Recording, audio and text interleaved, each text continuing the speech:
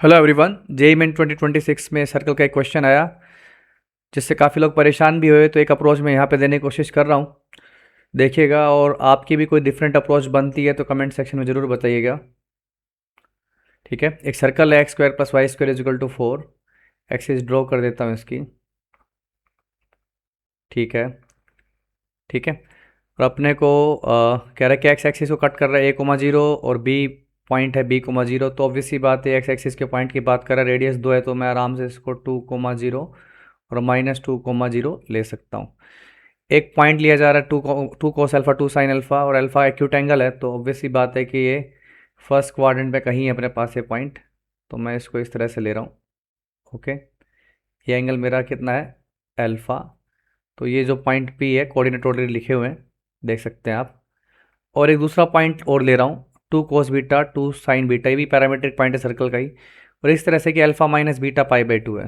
तो ऑब्वियसली बात है कि अल्फ़ा माइनस बीटा प्लस π/2 आ रहा है, तो ये बीटा फोर्थ क्वाड्रेंट का एक नेगेटिव एंगल ही होगा कुछ इस तरह का। और अल्फ़ा माइनस बीटा करूँगा तो ऐड होके मतलब ये एक राइट एंगल बन रही है मेरे पास यहाँ पे ना। तो ये पूरा एक राइट एंगल है, तो ये एंगल 90 माइनस अल्फ़ा हो जाएगा। ये मेरा हो गया क्यों।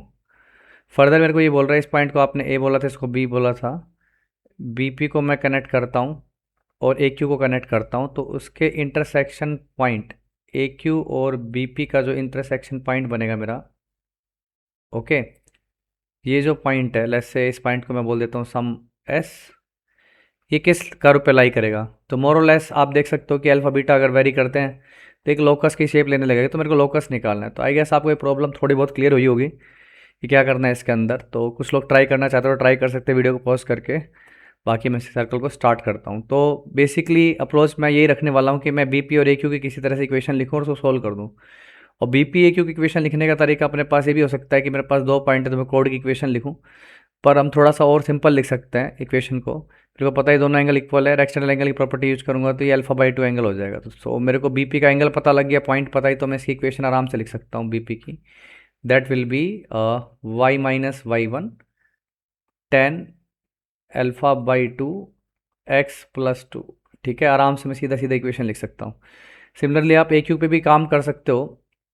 कैसे, ये एंगल है मेरा 90 माइनस अल्फ़ा, ओके, और ये दोनों बराबर है, जैसे ये थीटा तो ये भी थीटा ही होगा, तो मैं स्लोप का एंगल निकाल सकता हूँ। तो मैं थोड़ा सा ये अप्रोच लिख रहा हूँ सवाल को देखते हुए। तो आपको दिख रहा है साफ साफ कि 90 माइनस जो अल्फ़ा है वो कितना होगा मेरा, plus theta that will be equal to 180 degree.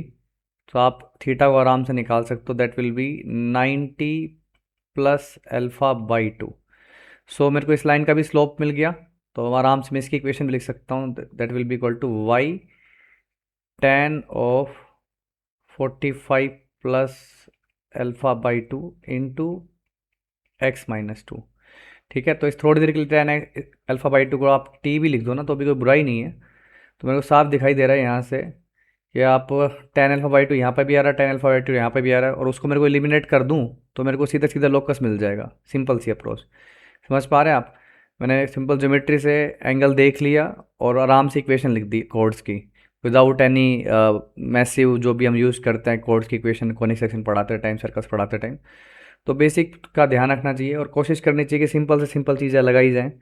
ठीक है, तो यहाँ से मैं देख पा रहा हूँ कि tan अल्फ़ा जिसको मैं t बोल रहा हूँ उसकी वैल्यू हो रही है y/x+2। ठीक है, और यहाँ से इसको देख लो तो y/x-2 मेरे पास हो जाता है 1+t/1 - t, और यहाँ पे मैं CND रूल लगा सकता हूँ इस फॉर्म को देखते हुए। So y+x-2 upon y-x+2 that will be equal to 1/t। So simply मैं इन दोनों को इक्वेट कर सकता हूँ। सो आप लिख पाएंगे कि y/x+2 is equal to y-x+2, reciprocal कर देता हूँ, y+x-2 क्रॉस मल्टीप्लाई कर दो तो मेरे पास y² plus xy-2y is equal to हो गया xy+2y, and x+2 minus common ले लो तो यहाँ पे बन जाता है x² - 4। तो सेट करोगे तो ये फर्स्ट ऑप्शन मेरे पास बन जाएगा। सो आई गेस ये सवाल आप थोड़ा समझ पाए होंगे। सिंपल ज्योमेट्री का यूज़ करके स्ट्रेट लाइन लिख के सोल्व कर दो तो पॉइंट ऑफ इंटरसेक्शन का मेरे को लोकस नहीं मिलता है। तो लैंग्वेज थोड़ी अटपटी थी इसके अंदर, थोड़ी इससे भी लोग कन्फ्यूज हुए। थोड़ा सा ये भी होता है ना, स्टैंडर्ड अप्रोच आप लगाने की कोशिश करोगे जो कि आपको पढ़ाई जाती है कोड वगैरह की, तो हो सकता है कि आप थोड़ा सा ज़्यादा लिखे, ज़्यादा टाइम लगा दें इस क्वेश्चन के अंदर। तो आई होप आपको एक अप्रोच के बारे में पता लगा होगा, ये सोल्यूशन ने आपकी अच्छी खासी हेल्प की होगी। See you in the next video, all the best and please subscribe the channel.